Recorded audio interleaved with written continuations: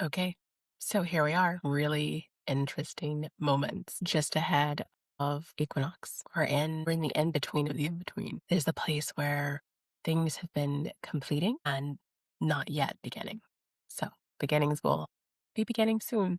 But here we are in this liminal space, and this is a powerful time for listening and doing some deep work. And particularly, I'm recording this on March 13th, Friday the 13th. And this is a big moment. This is a moment of reclaiming, reinitiating initiations. So let's talk about it. What is this time bringing forward? Well, one of the things is biggest and kind of clamoring for our attention right now is meeting our fear of powerlessness. And doing that in a couple of ways is important. Meeting the part of us that really does feel like I don't have enough power.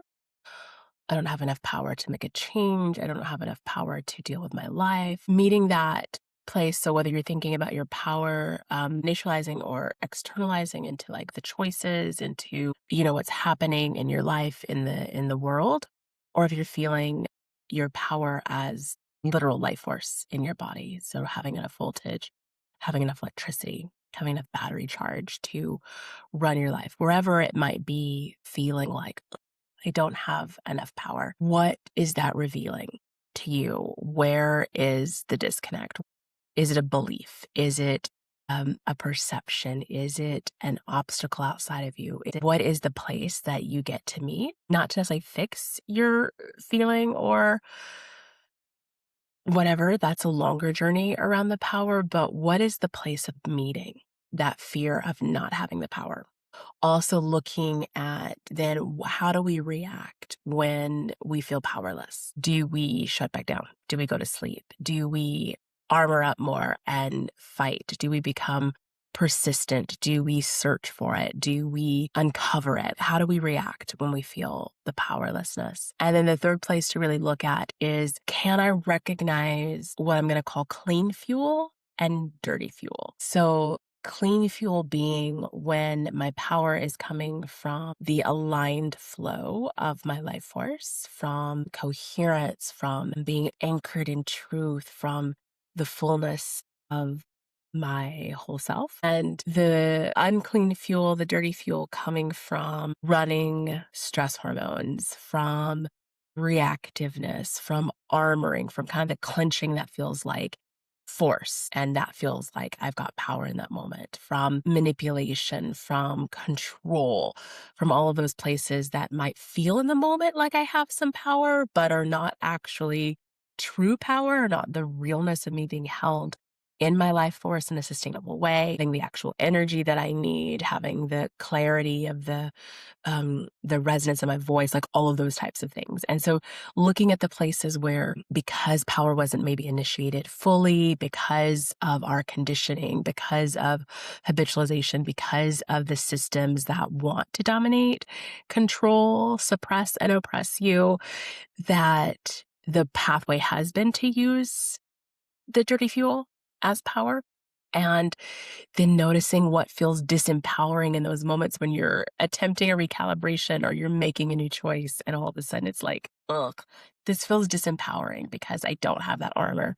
I don't have that rev in my system. I'm not reaching for hypervigilance, or I'm not collapsing down into the victim, and my victim felt more powerful than this centered self, or whatever it might be. So there's a big opportunity to look at our relationship, not just to power, but specifically to the disempowered places, the disempowered sensations, the disempowered beliefs, the fear of it.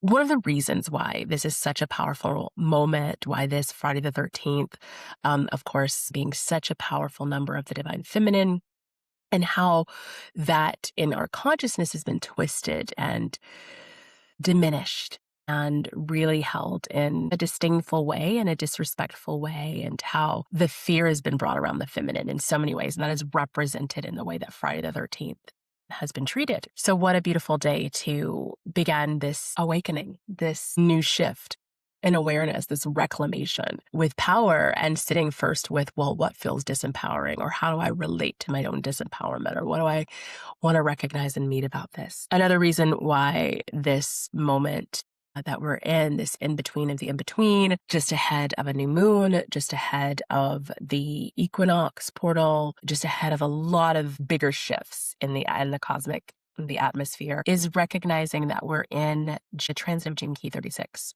which is the darkening of the light. So it is a dark night moment. So within the dark night, there is another darkening of the light. There is this bubble of darkening intentionally to increase the turbulence to move you forward. So this shadow of turbulence is used for movement. Stress is used for movement. Am I preparing myself? Am I allowing myself? Am I inviting myself? Am I taking the actions that I need to? Am I moving the way I want to be moving? Am I saying yes to the things that will be creating the future that I want to see? We're at the crossroad, this place of choice. And that initiatory aspect kind of comes into full boom landing with the equinox. And the choices that you're making may not feel like you're sitting down on Judgment Day going, will you choose the path of love? Will you choose the path of evolution for humanity? Will you choose truth, or will you choose annihilation? Will you choose destruction? Will you choose involution? It may not quite look like that. It may be something that feels mundane about how you're showing up. It may seem like a decision you could delay. It may seem like a place where you know something is for you, but you're not stepping into the yes. We're at that place where what's happening in your life, what is happening in the collective is a greater symbol of the choice we're making at this crossroad, whether we're going to choose the sacredness, whether we're going to choose humanity, or whether we're going to choose this annihilism and we're going to choose transhumanism and we're going to choose to perpetuate systems of oppression and suppression and control and destruction.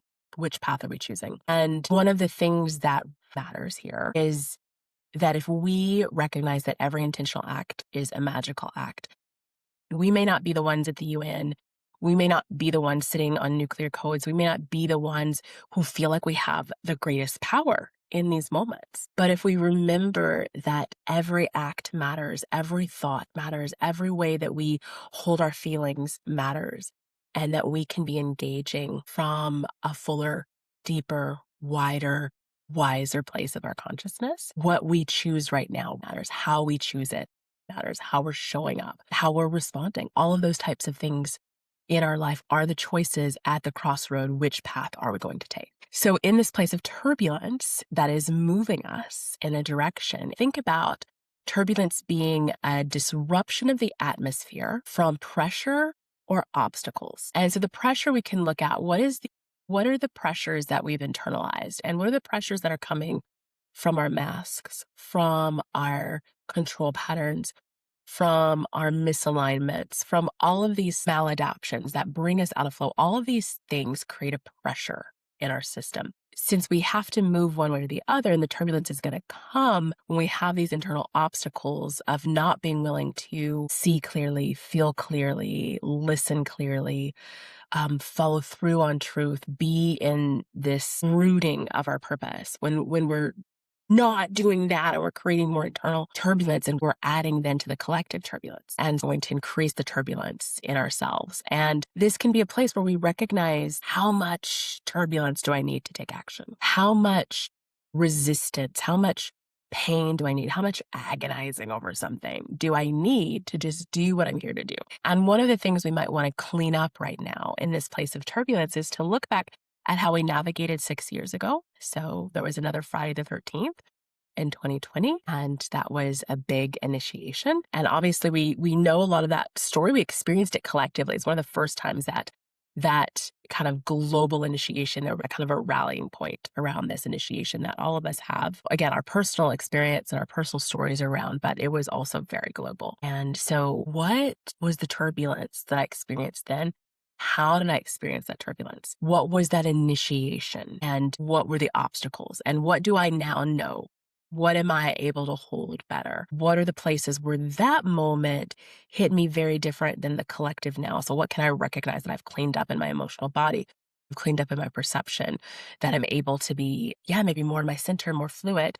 And maybe also there's still some aspects to do around that. Maybe there's still places where I need stronger roots. I need to keep, pulling the scales off my eyes and my ears so that I can be one who sees and one who hears and, one who can hold truth. The turbulence that we're in right now is very deliberately asking us, will you recover or uncover your humanity? Will you recover or uncover your humanity?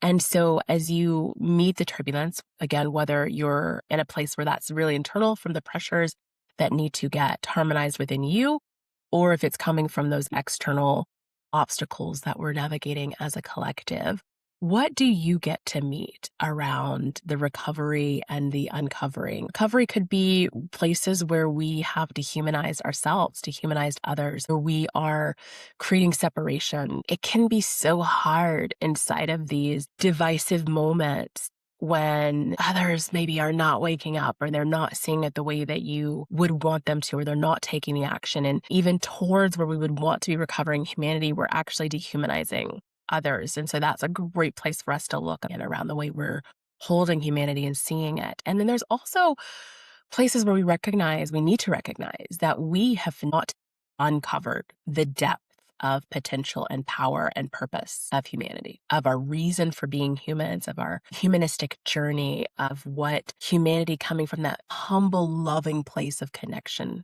that humans have capacity for. What needs to get uncovered about that so that we don't recreate the past as the future?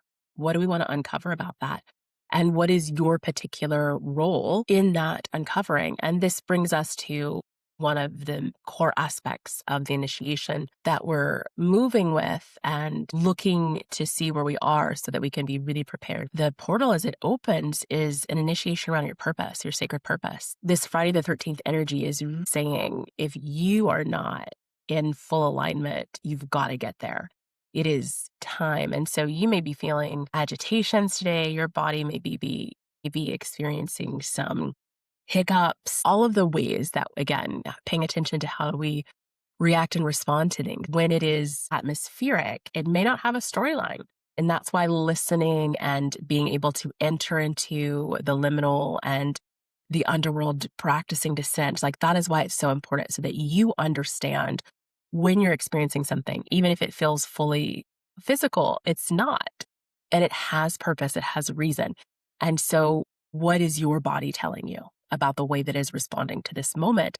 And then when we have this opportunity, whether it's through this transmission or other things you might be reading and engaging with your own, listening deeply in, of beginning to find the breadcrumb. That's what's happening. That's the wave that is here. And how am I responding to that? And what is that revealing to me about myself? And this might be a moment where you have a big wake-up call around where you've been in the delay, where you've been in the withholding, or you've been in the control of your mission, of your purpose, where you think that when you get X, Y, and Z done, then you'll step in to legacy work. Then you'll begin to develop it, or where you're just wanting it to be business as usual. And business as usual is going to create the past as the future. So I don't want business as usual. I want radical shifts of love. I want the uncovering of humanity that weaves a whole new way of engaging with the planet and each other. Maybe not whole new. I think we've got some good models that have started, but in that collective weaving, like what's really going to come forward?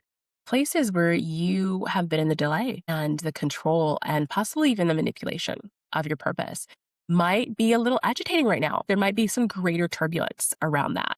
And you might be noticing that part of your reaction. What do you do there?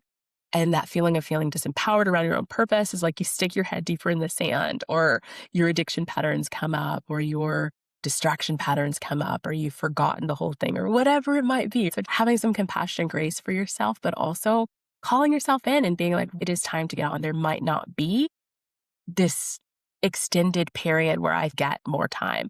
We have to recognize that we've thought that eldership, spiritual maturation, these deeper parts of our initiation, that they were going to follow a linear timeline, such as they have in previous moments. With the shift in Earth's resonance, with all the things that are happening around even our experiencing of time and the speeding up of that, we need to recognize that there is not the delay, and that we're not sort of now waiting to get to a certain age or to a certain lifeline. It's if you've got young children, you might still be called to be holding eldership even while you're mothering.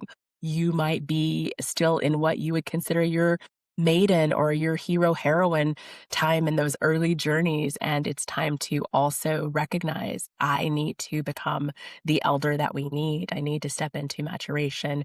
I can't delay another 30 years. We might not have another 30 years if I delay.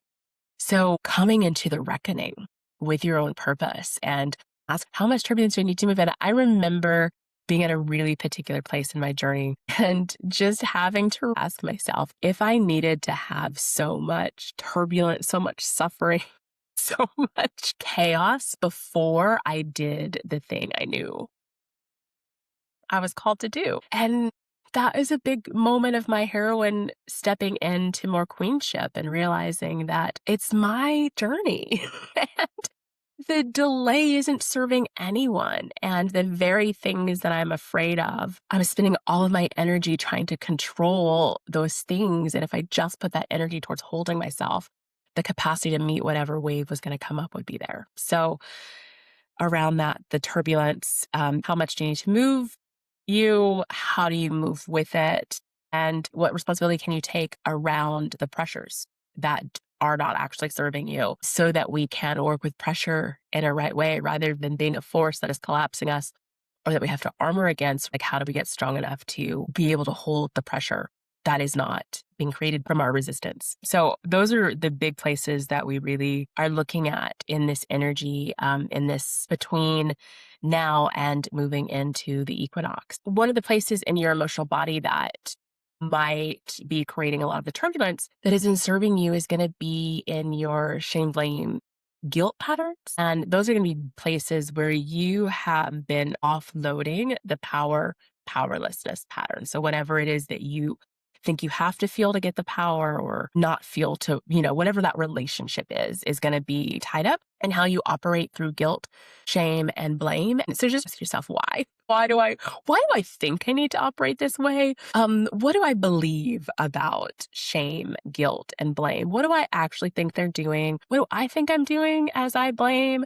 myself or others, as I shame myself, maybe shame others? As I, operate through a guilt lens, as my perception has to be contorted through guilt. What do I really think I'm doing? And have a big moment of honesty around what's actually happening there. We'll learn a lot about how we are participating in our own enslavement and our own curtailing and our own distortion when we begin to see how we have taken the colonizing tools and began to apply them as a way of operating.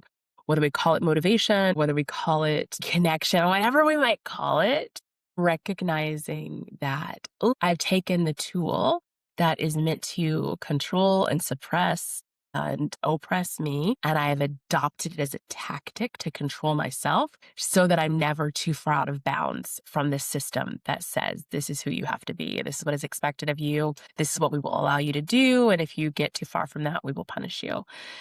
So this is also a place where we might look at our fear of being punished, of being ridiculed, of being outcasted, of being left, of leaving others behind, or whatever it is that we're sort of playing with. And if we can meet that, if we can actually get to a place of holding it, we will be able to navigate whatever in reality might come up. More than likely, whatever it is not going to actually come up. Just point blank. We are in a really different place of being able to actualize personal power. And yes, it's going to feel scary. And yes, our voice is going to shake when we speak. And yes, we're going to stumble. And yes to all those things. Yes, yes, yes, yes, yes. And if your body is not on the front line right now, we need to be using it in a really intentional way to actualize what you've never actualized across your soul's lifetimes. Like, this is the point where we heal all of the places that we've been looping in many lives about the disempowerment of our voice, about being used by the system, about having harm enacted upon us for being the truth teller. So there's something that's got to get broken through here. And it's going to take a lot of courage for us to do it. It is. We need to be doing courage reps and getting that muscle strong because we need to break through. What are you going to need to trust yourself to meet and navigate these things, to meet and navigate the visceral fear as it arises? You courageously call yourself to activate your voice, to become a bridge from one time to another, to root your power so that it builds legacy and leaves a world that is better than what we inherited. We want to become strong enough to cast off the false inheritance and really step in. And this energy, this turbulence is trying to work you through, the plane bouncing in the sky. It does not feel empowering in that moment. As someone who's had plane trauma, like it does not feel empowering in that moment. Vertigo, if it can like feel like you're just spinning. Or I've had vertigo too, and it's like that does not feel empowering in the moment. And being able to still find my breath and find center, and being able to, even while my body feels like it is, completely out of control, my senses that are locating self and locating up and down and locating in and out, so that I can safely get to the ground so I don't fall over or whatever it is that I might need in that moment. How will you move in this turbulent time? And how will you create the steady inner holding? And it is through accessing greater parts of your humanity. As we recover and uncover these aspects, it is our own humanity and our relationship to that, and understanding that the more that we uncover our humanity, the more that it allows the divine to operate through us. The less that we try to be human by all of the social cues and upholding our reputation and behaving appropriately and blah, blah, blah, blah, blah, the less that you need to do that, the more human you become as a vessel of humanity, as one who carries the gaze of compassion, as one who carries the energy of love, as one who carries the heart that can be in the tenderness of this journey. And the more that you can do that, the more that the soul energy can operate through you. So becoming fully human is actually the marriage of our divine self to this material finite form, and allowing that infinite light to operate through this body.